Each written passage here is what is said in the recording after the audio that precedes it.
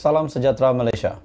Tuan-tuan dan puan-puan semua, ada satu perkembangan terkini, isu terkini yang bagi saya sangat mengejutkan.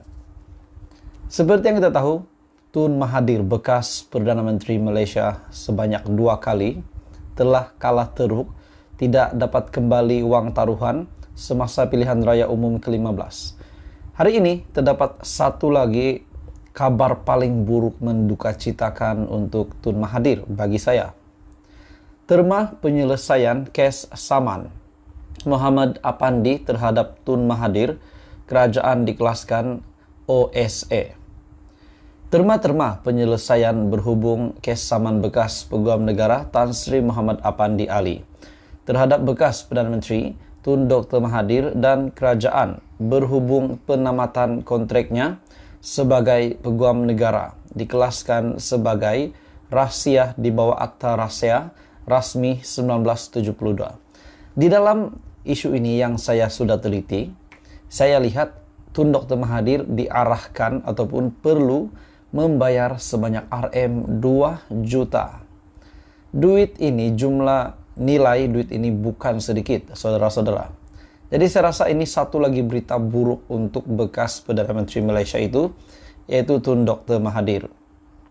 Menteri di Jabatan Perdana Menteri, Undang-Undang dan Reformasi Institusi, Datuk Seri Azalina Othman Said, memaklumkan kes sivil itu telah diselesaikan di luar mahkamah atas persetujuan kerajaan tanpa sebarang pengakuan liability.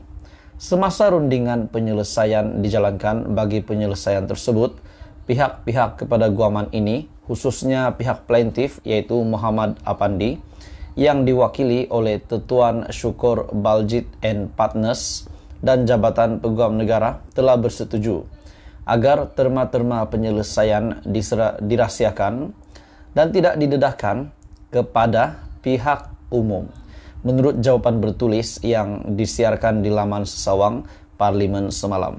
Oke, saudara-saudara, sebelum saya meneruskan isu hangat ini, saya meminta jasa baik Anda untuk mengambil masa Anda sebentar untuk menekan butang like, share video ini kepada ramai orang, dan tekan butang subscribe.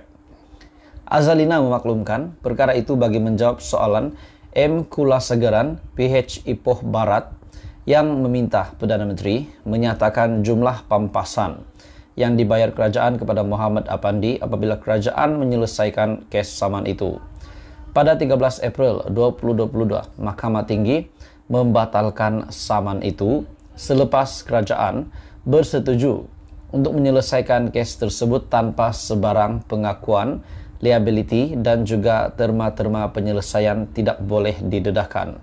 Pada 13 Oktober 2020, Muhammad Apandi memfailkan saman menamakan Dr. Mahathir dan kerajaan masing-masing sebagai defendant pertama dan kedua, memohon antara lain perisytiharan penamatan kontraknya sebagai Peguam Negara yang dibuat oleh bekas Perdana Menteri pada 2018 adalah tidak sah. Muhammad Apandi yang merupakan hakim Mahkamah Persekutuan sebelum dilantik sebagai Peguam Negara pada tahun 2015 memohon ganti rugi khas sebanyak RM2 juta lebih, ganti rugi am dan teladan, kos dan relief lain yang difikirkan wajar oleh mahkamah. Jadi saudara-saudara, ini satu lagi isu ataupun satu lagi pendedahan yang paling mengejutkan kepada bekas Perdana Menteri Dr. Mahathir, dan ini berlaku semasa pentadbiran ataupun pimpinan Dr. Mahathir sebagai Perdana Menteri. Tuan-tuan dan puan-puan semua, salam sejahtera, selamat datang ke channel Fels Lifestyle. Banyak spekulasi, banyak respon daripada rakyat Malaysia, terutamanya pemimpin-pemimpin ahli-ahli politik di Malaysia, berkenaan dengan jawatan Datuk Seri Anwar Ibrahim sebagai Perdana Menteri dan juga jawatan beliau sebagai Menteri Keuangan. Banyak yang membuat kenyataan tak setuju, tapi memang ada juga yang menyokong pendirian Datuk Seri Anwar Ibrahim sebagai Perdana Menteri Malaysia yang ke-10, yang juga memegang jawatan di MOF ataupun Kementerian Keuangan Malaysia. Pada akhirnya memang ada yang kata, Datuk Seri Anwar Ibrahim tidak perlu menjadi Menteri Keuangan, berikan jawatan itu kepada yang layak. Memang ada yang akan komen begitu. Hari ini, saudara-saudara, satu kenyataan, Perdana Menteri pegang jawatan Menteri Keuangan bukan masalah. Oke, saudara-saudara semua, sebelum saya meneruskan, saya meminta jasa baik Anda untuk bantu channel ini dengan menekan butang like, share video ini kepada ramai orang, dan tekan butang subscribe, bantu channel ini. Saudara-saudara, adakah Anda setuju dengan pendirian Datuk Seri Anwar Ibrahim sebagai Menteri Keuangan dan juga beliau juga adalah sebagai Perdana Menteri? Anda boleh komen di bawah. Datuk Seri Anwar Ibrahim akhirnya membuat pendedahan menegaskan kedudukannya sebagai Perdana Menteri yang turut memegang jawatan Menteri Keuangan bukan menjadi masalah selagi jawatan-jawatan itu tidak disalahguna. Mesti ada yang mahu Datuk Seri Anwar Ibrahim fokus menjadi Perdana Menteri dan tidak menjawat jawatan menteri yang lain. Mesti ada yang nak Perdana Menteri ataupun Datuk Seri Anwar Ibrahim meletakkan jawatan sebagai Menteri Keuangan dan memberikan kepada individu yang lebih layak. Memang ada yang akan berkata demikian.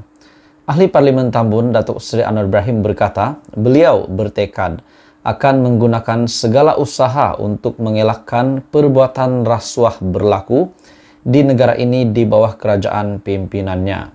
Dalam sejarah, sama ada kita gabung atau tidak, jawatan Perdana Menteri dan Menteri Keuangan bukan masalah. Masalahnya adalah menggunakan kedudukan untuk rompak harta rakyat, dan ini terpakai dalam banyak kalangan.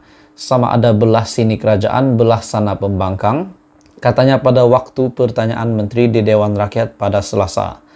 Beliau juga berkata demikian menjawab soalan tambahan Datuk Dr. Raziuddin PN Putrajaya yang bertanya sama ada tindakan memegang jawatan Perdana Menteri dan pada masa yang sama Menteri Keuangan akan membuka ruang kepada berlakunya pelbagai skandal keuangan seperti yang berlaku sebelum ini.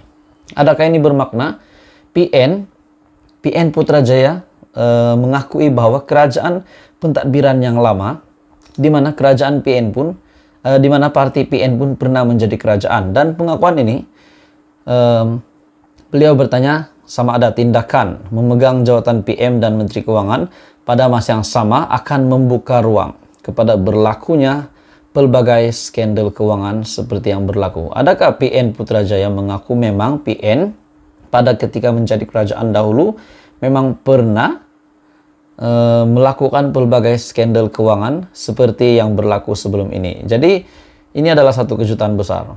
Mengulas lanjut, Perdana Menteri menjelaskan walaupun pelbagai persepsi dibuat terhadapnya, beliau akan menghalang rasuah terus berleluasa. Itu saya sangat setuju.